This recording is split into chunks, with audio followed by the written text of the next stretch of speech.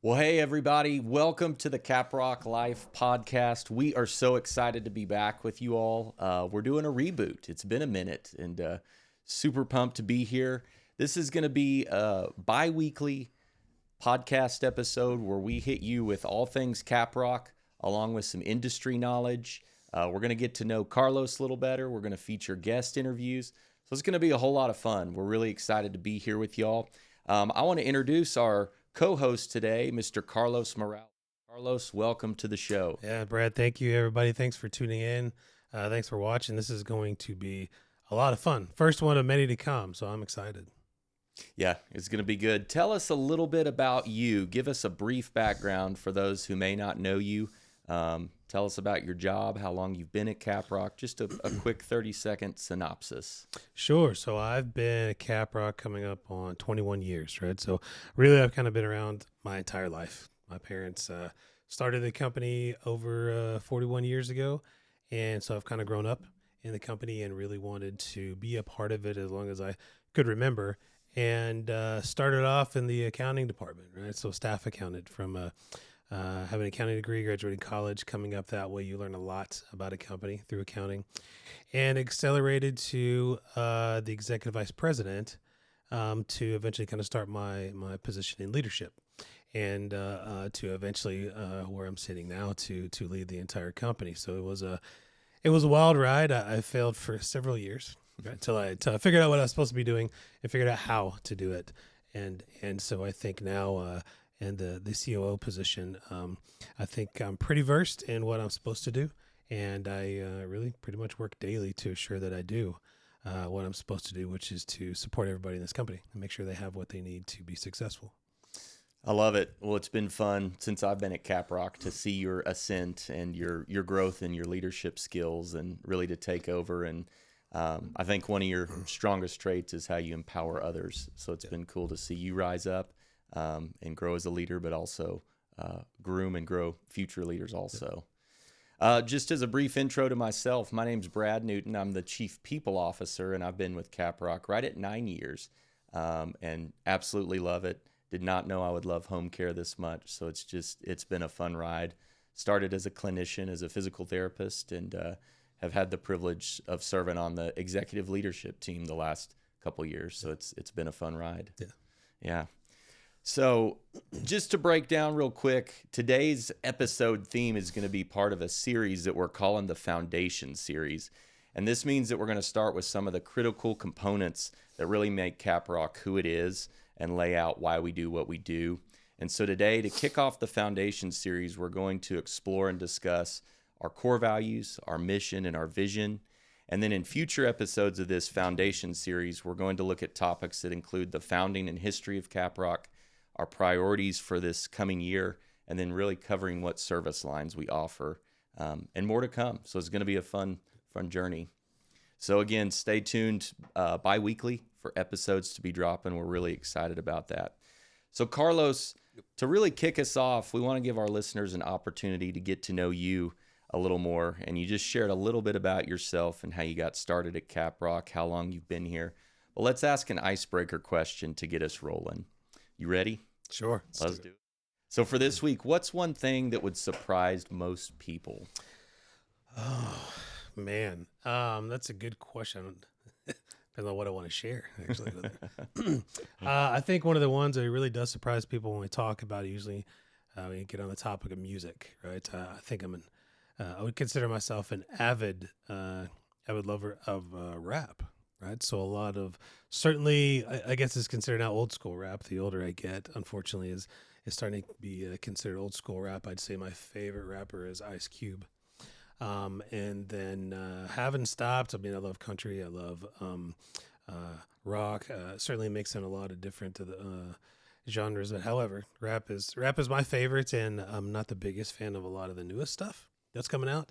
But there's some good stuff out there that still keeps my attention. But I'll be that guy like on what's it, Office Space, right? I'll crank it up and I'll blaze it in my or blare it in my truck, driving up to work. But then when I get closer, I'll turn it down or change it just so. I really don't know why.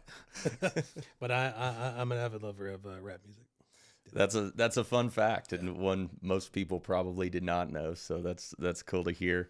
We won't ask you to drop any bars right now. We'll Yeah, save that please for don't. when we go off the air. But side note, the Grammys was on last night, Was. and man, I didn't know half the artists that were on there. So I had we're to ask getting outdated. I had to ask my wife several times, who's that again? What Yeah. is that? And then you start to grow up and looking at some of the movies and the shows they put on, and you just want to shield your eyes a little bit. But it was kind of exciting to see Kendrick Lamar win. Yeah. That was I like him. He's one of the new artists, I guess you could say, newer rappers that I like. Yeah.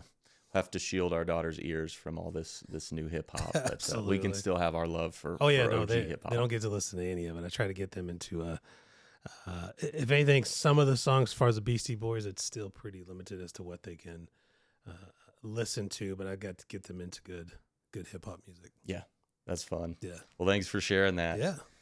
Well, as we keep rolling, want to always hit you guys with a few important announcements, some kudos. Kudos are our company's way of really just giving shout outs to people who are living out our core values, who are going above and beyond. And then we always like to share about any important company-wide events we've got going on.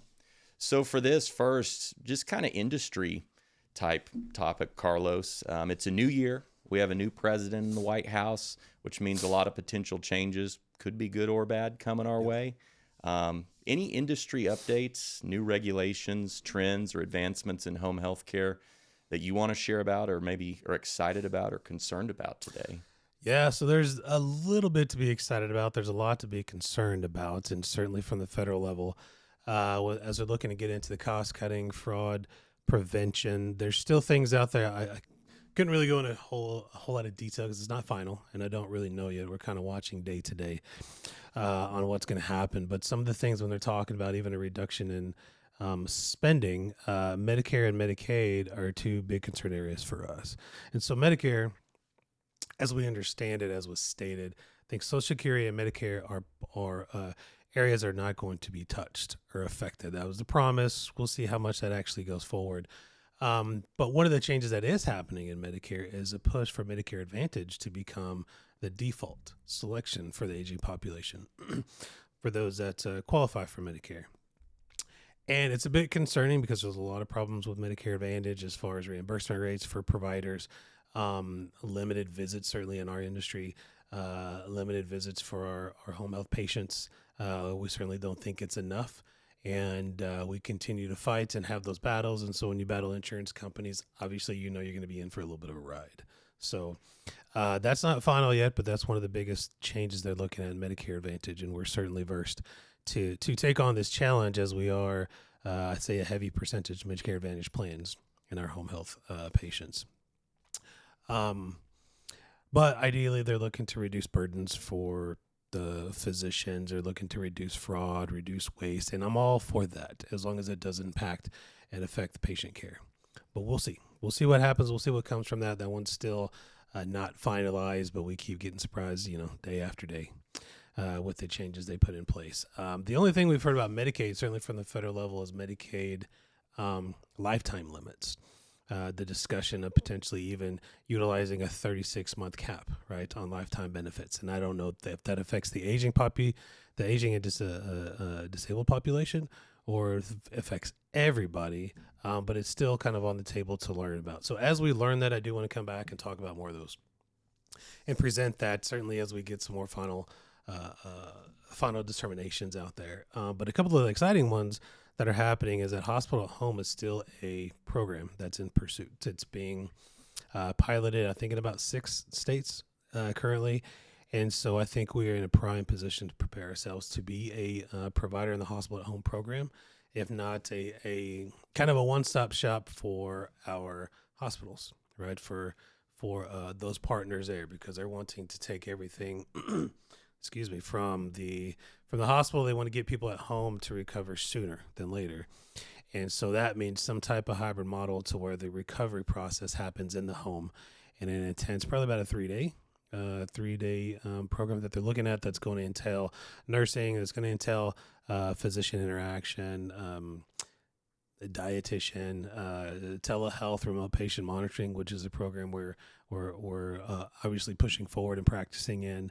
and a number of other things, caregiver support, lots of things, right? I think it's been presented as a bill, but it also could come in the form of a payment model restructure. So the pilot seemed to be going very well, and that's a goal. That's something we're using on the horizon to help organize and push, I guess, our practices, right, and to support that, so it can be another solution for care at home. And then a quick one from the state end. Sessions in. We've got our legislators in the Capitol this year, and we've got they're looking at passing the budget, right? They're looking at putting the budget forward and looking to utilize the surplus that we have been told they have, and a lot of things that are happening, certainly from an individual and but from a home health provider. They do have on there the potential for us to increase reimbursement, so we can increase attendant pay up to $12. So that's exciting. That seems to be both on the Senate side and the House side, but it's only projected right now, presented. They still have to go through the whole process to get to the finalization. So we hope that one stays, and we hope that one continues to push forward. And each session that comes, we hope that climbs up a little bit more. So a couple of big items that we're watching, and we're going to utilize this platform to update everybody as we learn more. So stay tuned. Yeah, that's a great high-level overview. And as we plan for this podcast, I know we can have entire episodes dedicated to potential legislative changes at the national level, the state level. Exciting this month. You're going to be down in Austin for the legislative session, and maybe talking to some of our key people. So that's going to be really cool. That's the big thing. Hopefully we bring back some more information. We make a big impact. But I don't want to get too much into the weeds of opinion on these, right? I'd like to just bring back the facts and how we're going to look to respond. So hopefully we make a little bit of push while we're in Austin here in a couple of weeks. Yeah. Well, good stuff, and more to come on the regulatory, the legislative, the industry changes. As we're going to get into in a minute with our vision, we have to be adaptable, and that's a key component of where we're going, and the healthcare landscape's ever changing, home healthcare especially. But I believe we're poised for success. We've got people on different regulatory committees, lobbying, doing all the right things, keeping up with the industry shifts. So this is going to be good, but more to come on that. Upcoming company events, just a little teaser. We're going to have a leadership summit 2025 at Caprock coming in late April, so stay tuned for that. That'll be for a lot of our leadership team across the company, so we're planning that right now, so stay tuned. The other thing is the Next Level Leadership Toolkit. That's just a monthly microdose of leadership. We want to expose everybody across the company to some really just simple but powerful leadership topics. So if you haven't participated in that yet, I would highly encourage you to do that. We believe everybody at Caprock's a leader, regardless of formal job title. So then some shout outs. We've got one this week. I want to give a shout out. This was on behalf of Oli San Roman, our El Paso administrator, who's transitioning into our training team, and she's going to play an integral part in that. She's already hit the ground running and is visiting our offices, and she had a really positive encounter with our Abilene marketer during their recent visit there. So wanted to give a shout out to Jocelyn Rangel, our marketer in Abilene. Oli states she's very nice and professional. She displayed our core values of drive and teamwork, and that she's been amazing and does a wonderful job. So Jocelyn, huge shout out to you. Congrats. People are noticing your hard work, and we're proud to partner with you. So with that, let's get into the main topic discussion for today. This, again, we're starting with what we're calling the Foundation series, laying the groundwork for why we do everything we do at Caprock. So today we're going to look at our mission, our vision, and our values a little bit. And again, each of these could have their own episode, and we may do a deeper dive in the future, but we wanted to give you all on this first episode just a brief overview. So first, mission in its simplistic terms is to keep people safe, comfortable, and independent in their home. And man, that's a really powerful and noble mission when you stop for a minute to think about it. And so, Carlos, I want to ask you, how does our mission statement resonate with you, and why do you believe it's important? I believe that healthcare should always be about the patient. That's why we're here. That's why it exists. We should always be adapting to improvement through practice, right? Through not only compassion. I think compassion I think it's innate, right? But then it only comes out even more when you put in situations that you can relate to. And so I want to make sure that we always are focused on the patient, as difficult as that might be, based upon regulatory rules, compliance. We always understand you gotta meet compliance. We gotta pass our audits or surveys. We have to operate within the box that our payers give us, and that's all understood. And I think that's fine. And I think that's just a basic practice. But it's up to us to figure out how to utilize all of those tools and provide the best experience for our patient that we can. Healthcare is moving, as we talked about, hospital at home a little bit more. Healthcare is moving more into the home year after year, beyond home healthcare, utilizing technology, right, to remote patient monitoring, utilizing creativity when it comes to partnerships with community health centers, hospitals, how they can look to reduce costs because their reimbursement isn't increasing either, right? So they have to understand the money game is starting to dictate how care is being provided. And we are not new to that, right? We've been battling that forever. And how we do that, how you adapt to that, and how you take that with an understanding that, we got to keep changing and keep changing. But what doesn't change is the focus on the outcomes for the patients. What doesn't change is understanding the dynamic that each patient lives in, each patient brings to the table. They're all different from their history, right? From that got them to the position that they are, and or just primarily understanding the environment they have. Abundance of family, limited family, live by yourself. There's just all kinds of things we have to pay attention to. So being able and understanding that we focus on the patients in everything that we organize, and the models that we create are patient-centered is something that always has to be there. I think that's static, right? I don't think that ever goes away, certainly in healthcare. Yeah, that's so good. Patient-centric, client-centric. It's why we do what we do. There's a lot of power of enabling people to age comfortably in their homes. Absolutely. That's the goal. If you want to sum it up, allowing them to age in place, right? Yeah. That's a common terminology you'll hear, but it is, right, with dignity, with independence as best they can. And independence doesn't mean by yourself; it means with systems, and with people. And that's our job to figure those out. It's good. Well, let's jump into our vision a little bit. So our vision is that we will adapt to the ever-changing healthcare initiatives to provide the quality and effective home health care services our patients deserve. Yep. So let's dive into that a little bit. Unpack that for me, Carlos. Sure. So I love that one because that one allows us to even explore our opportunities and obligations, I guess you could say, as an employer. So the only I guess you could say there's so many things that got us to the first 40 years. So many things that we did well, so many things we adapted to, because this industry is not, it doesn't sit still, unfortunately. And so in order to be dynamic in that, you have to have great people, you have to have educated opportunities, right, in front of you. I guess be able to respond in an educated way, which means preparation, which means hiring the right people, which means giving them the right resources and the tools to allow them to do their job and bring their expertise to the table. And so the statement, whatever got us to this 41 years this year, will not get us through the next 41. And we know that.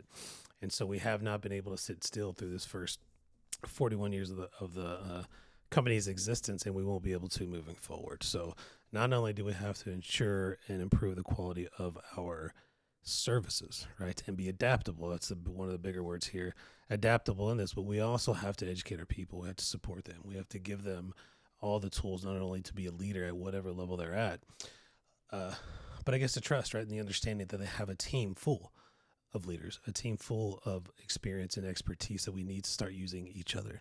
And so when the time gets tough, you're not by yourself, right? We're all here. We've got a huge, solid support team, not only in, I'd say, the corporate office, but in every other provider office, right? The biggest thing is create that network, that comfortableness of utilizing people either as a peer or at whatever level, right? That's what we want to push. And that's, I think, what we've established just last year and going to be pushing on into the next year. So talking about the leadership programs, the toolkits, we want to equip our people to be as good as they can be, right? To operate at their best and to look to utilize others that are operating at their best. Because then we'll be here another 140 years, right? If we create that, they wouldn't be able to throw a challenge at us that we couldn't adapt to. So we got to focus on our people. We have to focus on our services, and doing that together is exactly what our vision is. Yeah, I love that. What I'm hearing is complacency is not an option. Comfort's not an option. You hit on some of the high-level regulatory changes, industry changes coming, and it kind of goes along with what our 2024 theme is, which I believe will continue to resonate and carry us forward, and that was celebrating the past. Like you said, we've done many things right for the last 41 years, but we've also got to build for the future. We have to adapt. We have to flex based on what the industry's doing, and you nailed it. I think we're well poised to do that, so it's exciting. Well, awesome. Let's get into our core values a little bit. We could spend multiple episodes on this one. Oh, yeah. Yeah, core values are nothing new to Caprock. We've had a set of core values for a long time, and so you established your version of core values over 10 years ago. So tell us about that journey from the starting point 10 plus years ago to what we've undertaken starting the last year or so, and now are continuing to pursue related to our core values. Yeah, so going through, I guess, through business school, even through accounting, you learn about the basics, and the basics are core values, mission, vision. And you can do everything very textbook. You can create them.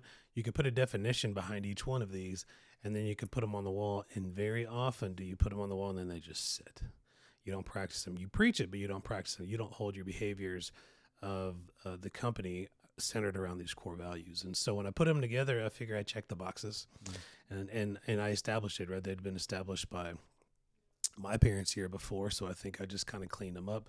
The problem was I cleaned them up by myself. There was not a whole lot of inclusion, a little bit, I want to say, from some of the exec team there and the established leaders at that time, but it was more so maybe a meeting, created them, made it look pretty, and put them out there. Put them on the website, we put them on the handbook, and very rarely were they even practiced. If they were practiced, they weren't brought attention to, right, as that being an established behavior that this company is supposed to follow. So we had them, we lived by them, they were great, and then I could sit up there and preach them, but what I didn't do is have the best practice to support them, right, and have them drive exactly what it is or who we are as a company. So it's been exciting to have you to come into this position, understand ultimately what it is that I wanted, but even more so expanding on what it is that everybody else wanted. Right? So I think going through this, I guess over this last year, reestablishing, having input company-wide to create the core values, evaluate the ones we have, reestablish, restructure, whatever we want to call it. It was an incredible experience. And a big part of it, I think I understood my role as we did this, which was very hard to do, is that I had to sit back and watch, right? Sit back and watch and listen. And I didn't have to be the person that drove it. I had to be the person to support it. And so when I really got comfortable in understanding that role happened after that first leadership summit. And then as we went and did the town halls and the roundups, I just got a lot more comfortable because people did buy in. They did give input. We established them. We created the definitions. We established them as behaviors, and we have had many instances in where we reference back to these to use them, right, for decision making, for evaluations, things like that. It's been fantastic to see where it's at now, and I love that it came from me having to reestablish it to the entire team reestablishing and supporting and driving. And I think that was a humbling experience, understanding that I didn't really know as much as I did, right? As much as I thought I did. But also it really wasn't about me and what I wanted. A little bit about me and where I thought we should be heading as far as a company, but have everybody come in and drive that change, right? Drive who they wanted to be a part of and how they wanted the behaviors to be established. And I think it was, I won't say it was an easy feat because you did a lot of the legwork, right? And a lot of the team, but putting it together, creating it. And then as we push forward, I think it's going to be a lot easier on the adaptation because of the inclusion. So it's been a heck of a ride. It's been a fun experience, but to see that and have the buy-in from the majority has just been fantastic. Yeah. No, I think a couple things from that. It was such a powerfully collaborative process and participative. And like you said, we kind of moved from you establishing them to we, and that's how we got buy-in on it. Yeah. And it's been really fun to see the new core values take off, which, by the way, those are drive, integrity, respect, empowerment, compassion, and teamwork. And it forms the acronym DIRECT. And we've kind of used a play on words. We say our core values direct our behavior. So that's been really fun to play with that. The goal this year and beyond is to continue to make those core values more immersive across the company. So just like you said, we're trying to tie everything we do back to them. You're going to see more audio visual type stuff coming in the months and years ahead with the core values. We're going to have posters in our offices. We're going to have videos.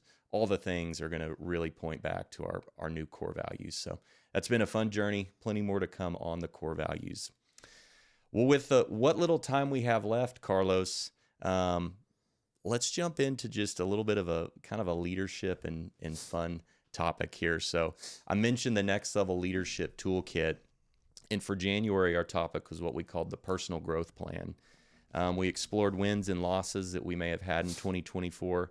We helped people establish their personal mission statement, explore their personal core values, and maybe set a few goals or habits to set them up for success for the new year. And then we also looked at the what we called the Wheel of Life, which basically just takes some key life areas and has people evaluate and rank where they are in each of those key areas.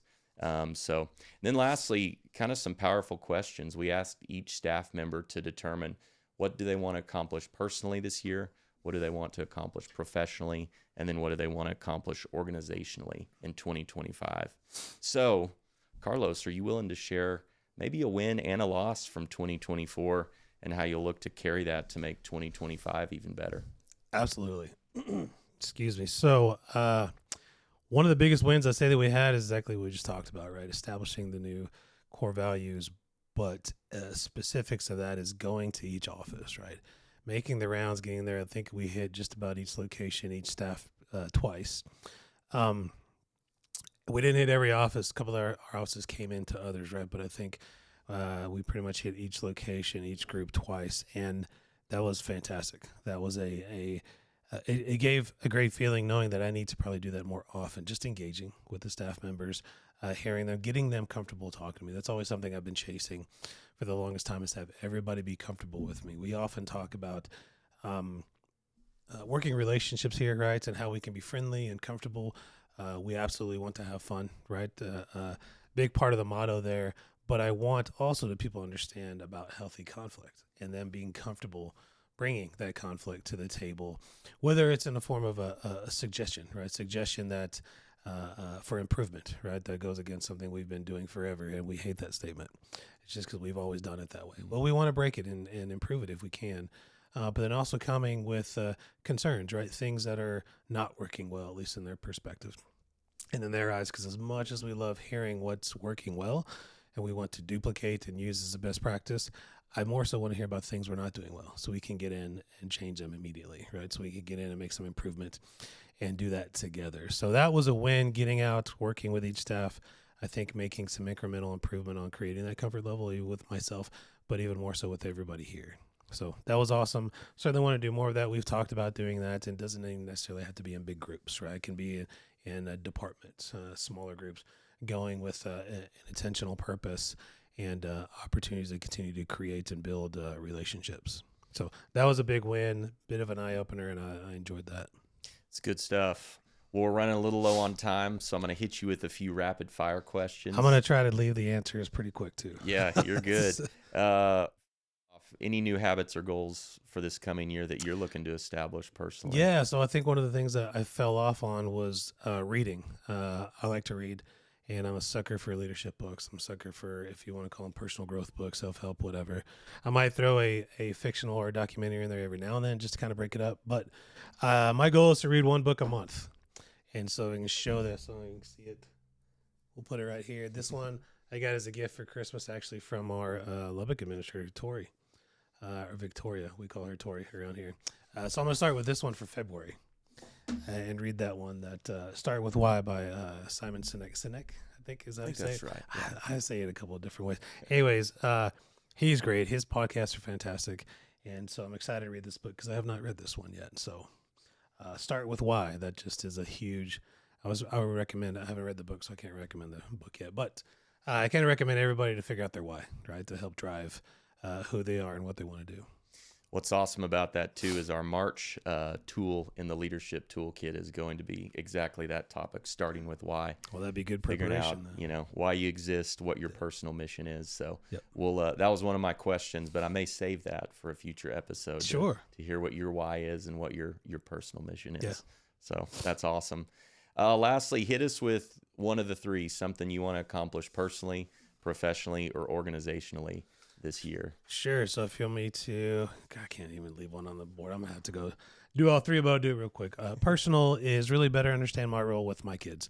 Right, they're getting older. The relationships are not so much, my babies to their daddy. It's turning into looking for mentorship or coaching or just being a father. And so getting comfortable with that. Having three girls, I'm certainly a girl dad. They have molded me into that, and I enjoy it. But now I have to learn how to respond. My oldest is 12. She'll be 13 this summer. And so you can certainly see she's changing in her mentality and her conversation. So I want to learn how to be able to respond to her better. So that's on a personal end, and then use that going forward with my other daughters. Professional is to create what's called a massive transformation purpose.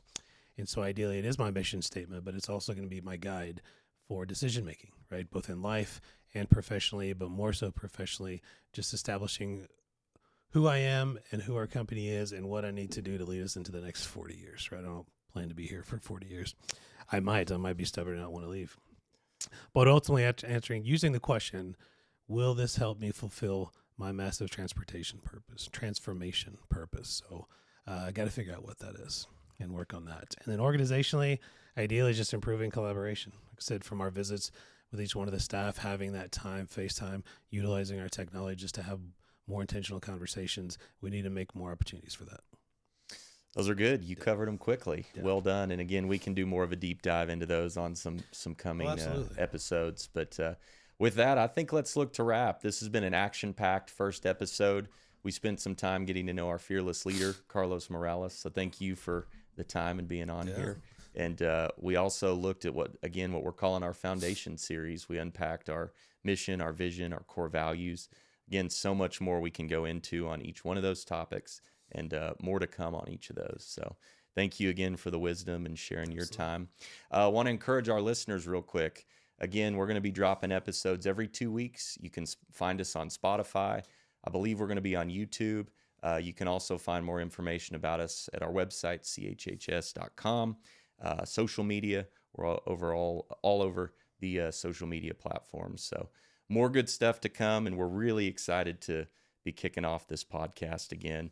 Want to encourage audience engagement. So as you're listening or to this or watching this, send in questions for us. We want this to be audience driven.